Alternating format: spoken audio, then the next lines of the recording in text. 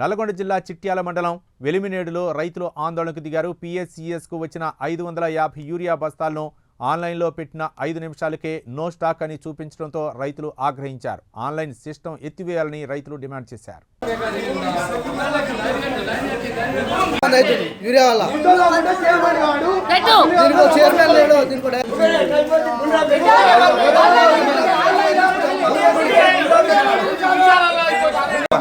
ఎక్కడ పోతుందో మాకు డిమాండ్ చేసేది ఒకటే, ఈడికెళ్ళి మాత్రం ఒక బస్తా తీసేయడానికి వీల్లేదు. ఇన్ని రోజుల నుంచి ట్రై చేస్తున్నాం, ఒక్క మనిషికి ఒక బస్తా దొరకట్లేదు. కానీ ఎవరు కొడుతుండి ఎక్కడ పోతున్నాయి?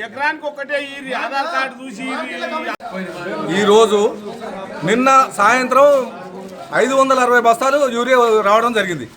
కానీ 9:30కు యాప్లో పెడతానని చెప్పింది. 9:30కు పెట్టిందా 8:30కు పెట్టిందా ఎక్కడ పెట్టిందో మాకు అర్థం కాలేదు. 9:30కు ఎగ్జాక్ట్లీ మేము ఓపెన్ చేసి చూస్తే ఒక్క బస్తా లేదు. మీకు ఇన్ఫర్మేషన్ ఎలాంటి ఇన్ఫర్మేషన్ లేదు. వచ్చి ఇక్కడ ఉన్న వాళ్ళు కూడా చాలా మంది ఉన్నారు. పొద్దు నుంచి రైతులందరూ అయినా కూడా మేము మాకేమో సరిగా తెలియదు. అయినా కూడా యాప్ ఓపెన్ చేసి చూసుకునేసరికి ఒక బస్తా లేదు. ఇది ఎంతవరకు కరెక్ట్? అంటే ఇది ప్రభుత్వం చేస్తున్న నిర్లక్ష్యమా లేకపోతే ఇక్కడ చేస్తున్న సిబ్బందా? మేము డిమాండ్ చేసేది ఏంటంటే ఆ బస్తాలు ఎట్లా అయినాయి, ఆ బుకింగ్ అవుతుంది కదా, ఎవరికి ఎన్ని బస్తాలు అయినాయి, ఏ టైమింగ్ అనేది మాకు బయోడేటా కావాలి. ఆ బయోడేటా తీసినాకనే ఈడికెళ్ళి బస్తాలు ఇవ్వడం జరుగుతుంది. లేకపోతే మాత్రం ఈడికెళ్ళి మాత్రం ఒక బస్తా కూడా పోదు. దేనికైనా సిద్ధం, రైతులు దేనికైనా సిద్ధానికి ఉన్నాం.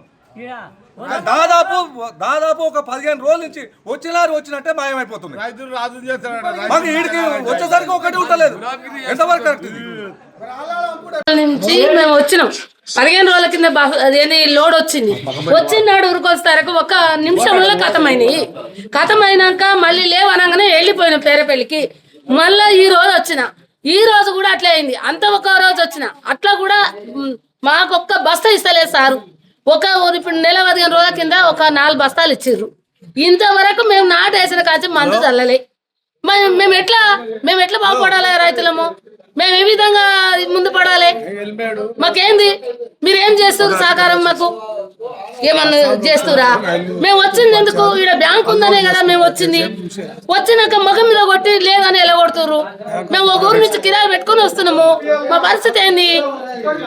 మేము ఎక్కడ పోవాలి? 1 నిమిషం మాకు చదువు రాదు సార్. మేము చదువు రాదు, కాగితాలు పట్టుకొని నిలబడేస్తాం. అన్నం కూడా వెళ్ళా సార్.